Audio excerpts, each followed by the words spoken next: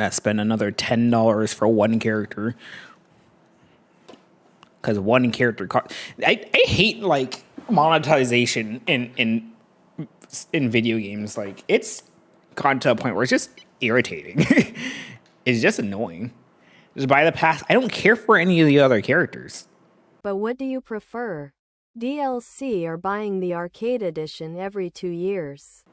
No, see, it's not the fact that there's DLC. It's the way that they go about their DLC. You cannot buy. Okay, so hold on. Let's just boot up Steam real quick. So look at Tekken. You see Tekken here. You click on DLC.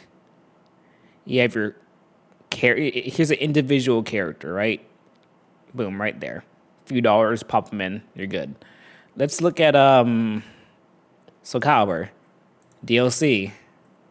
Oh, here's a character. Just a couple dollars right there. Boom, buy them. You're good.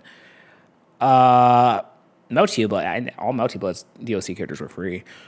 Let's see. Fatal Fury. Actually, Fatal Fury, you got the season pass for free, just for getting the game. Dead or Alive. Here you go. Individual character. A couple dollars. Boom, you're good. Basically, any video game or any fighting game, right? And then you go to Street Fighter. DLC. Oh no, I can't buy an individual character. What the fuck? No, you have to boot up the game. And here's the other problem with that. Because you have to do it in-game, if the character just dropped, you can't buy them until maintenance is done. So you have to have the season pass. If you don't care for any of the other characters, that's just annoying. So you have to wait to get into the game after maintenance is done.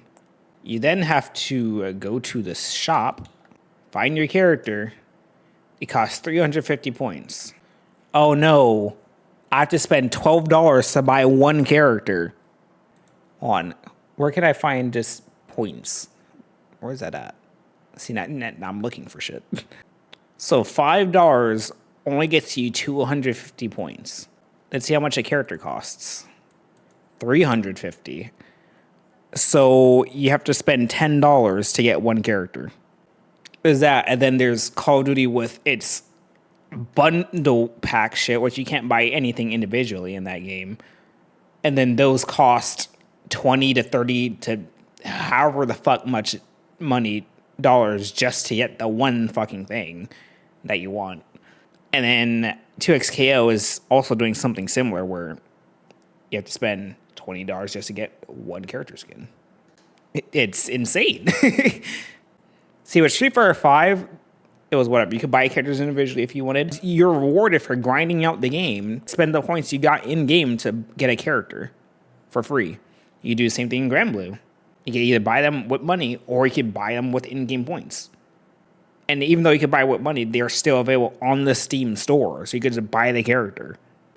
I don't care that there's DLC in games. It's when it's super predatory that it becomes like just irritating to me. You're like 2 years too late.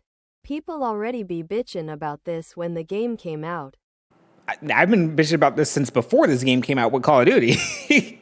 People were bitching about that since Killer Instinct came out. They have the same thing Dead or Alive has, but people just didn't understand it. This has been a thing since 2013. We've been complaining about this for 12 years, if not more. Because we could go into the whole pay to win bullshit.